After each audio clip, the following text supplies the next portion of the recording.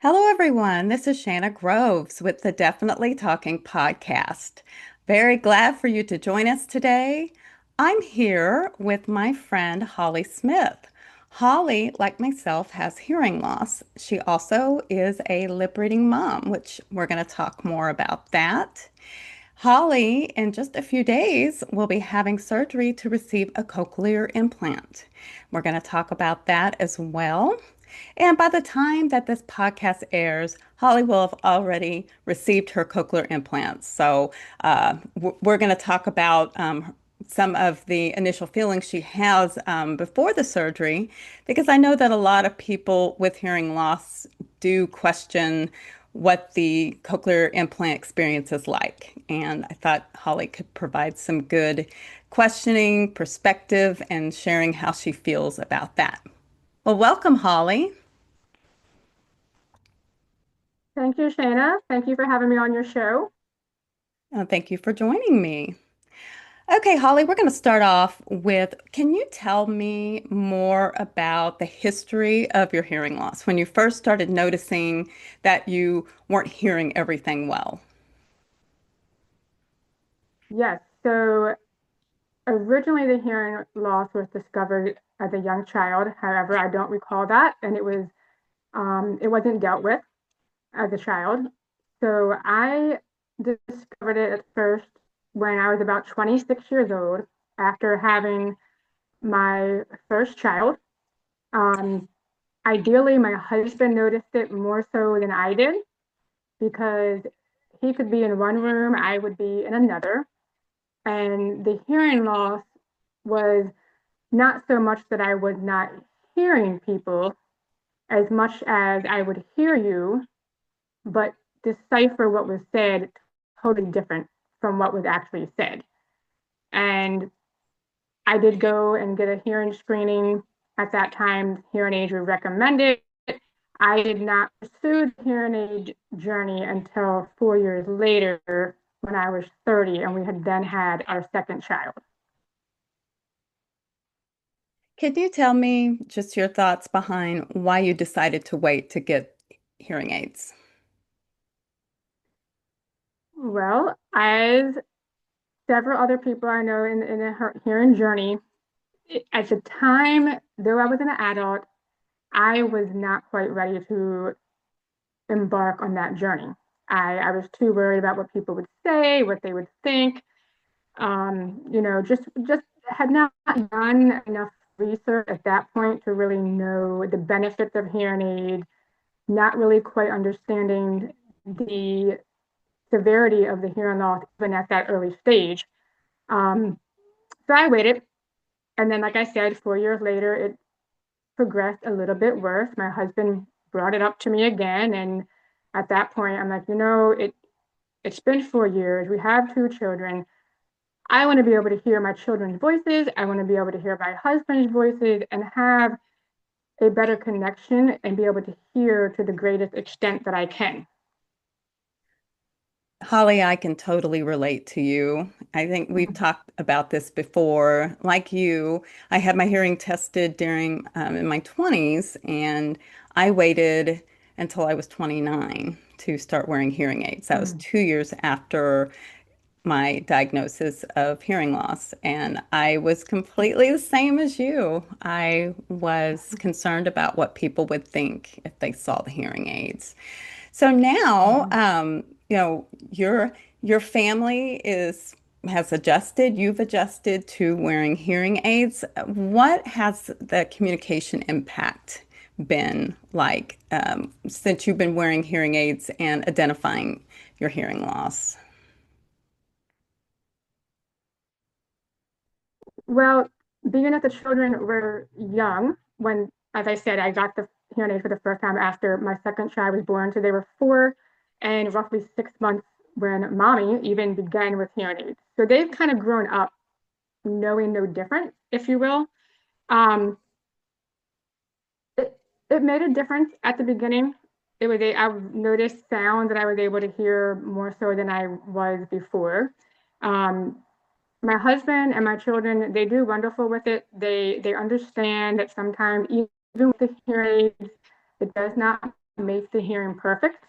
So they have been very supportive in knowing that, hey, mom, wife, sometimes things still have to be repeated. And you talked about lip reading. They have adjusted well through the years as they've gotten older to know that, hey, I hear you, but again, you need to be in front of me. I need to see your face.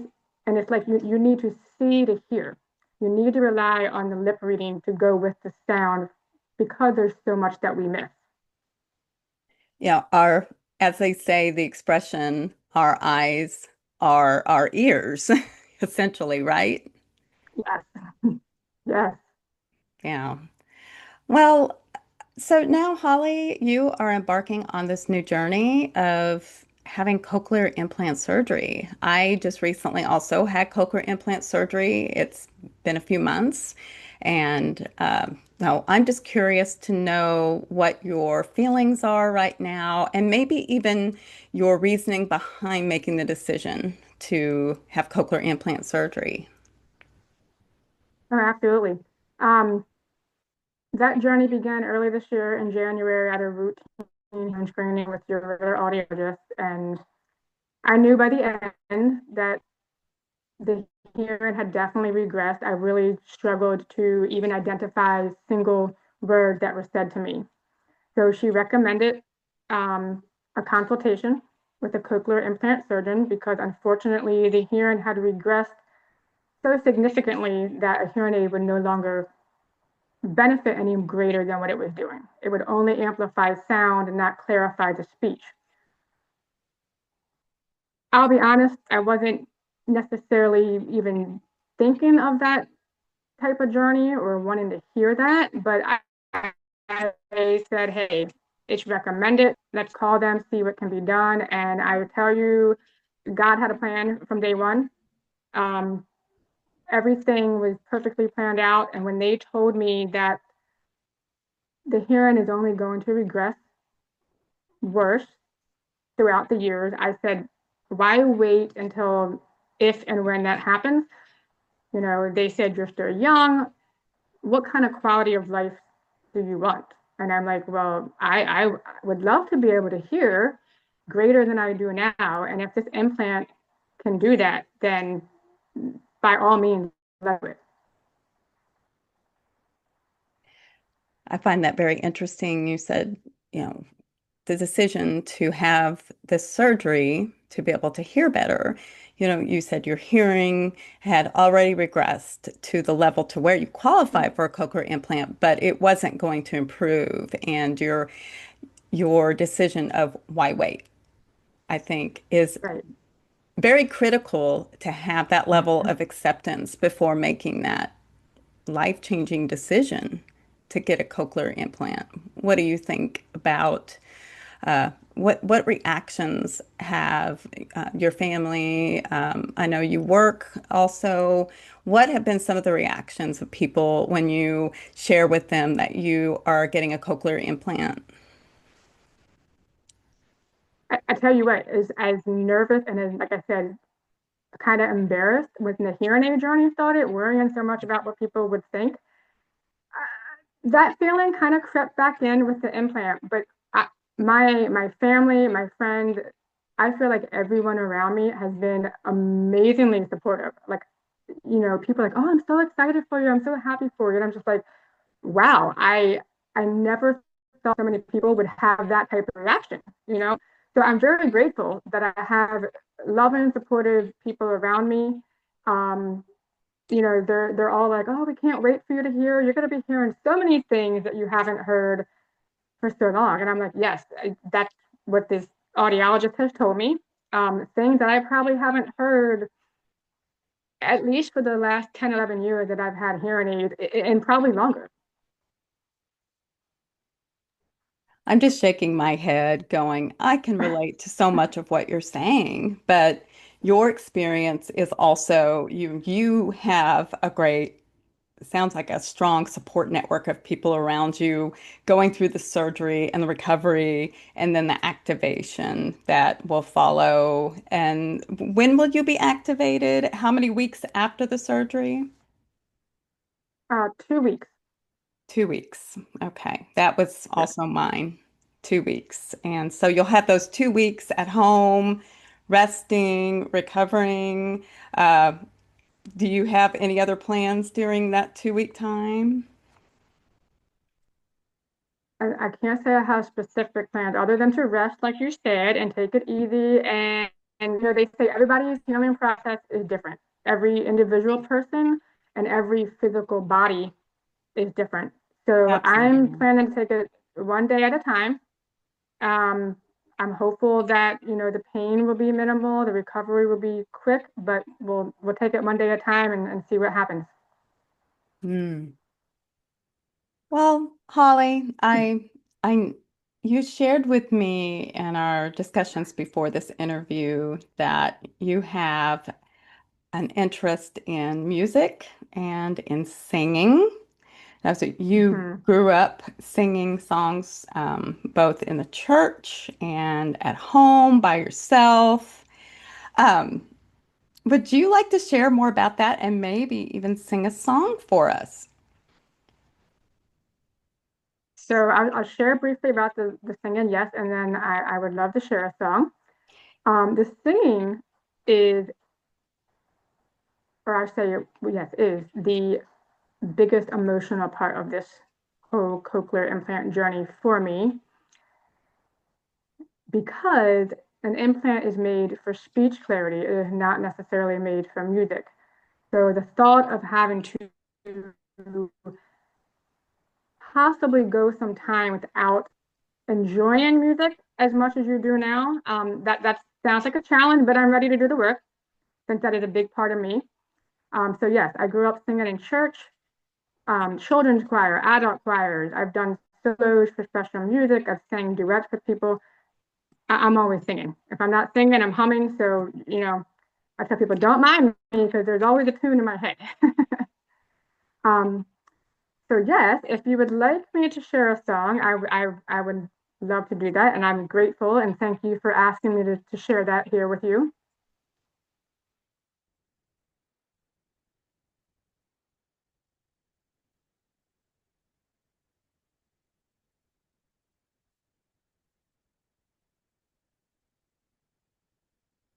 Here. You want me to go ahead and sing? Okay. My superpower is singing. And to go along with that superpower, I'll sing in just a second. The superpower answer would be all by the grace of God. I feel that He has made me a very compassionate person to come along with people, not just in the journey that I have been on um, with the implant, but there's several things that I've gone through in life that I feel like, if nothing else, I can be used to sit alongside people that have gone through those same things and help them. And even if it's something I haven't gone through, just to be a support and a listening ear. And I tell you, like I said, it's all by the grace of God. I could be a bitter, angry person. Um, so yes, I give that all to God on that. And now, if you would like me to sing for you, I will go ahead and sing this song. Yes, I have yes. no I'm going to music, go ahead and so mute my microphone, and it's all yours, Holly. oh my, you got a microphone too. Okay, here's Lord, prepare me to be a sanctuary, pure and holy, tried and true, with thanksgiving. I'll be a living sanctuary for you.